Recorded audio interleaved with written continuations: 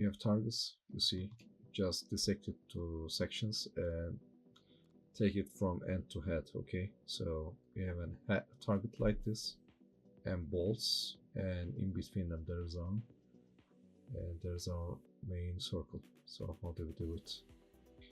We select this one, and if we want to attach it to another, we select the other later on.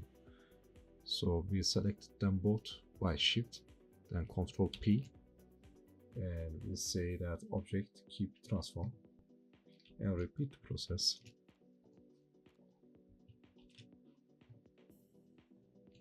And to the main circle. So if you want to move it like this, you see it follows.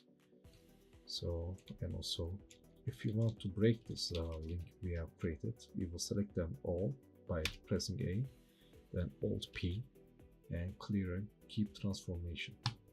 So that's how it's done. That's the way it's done.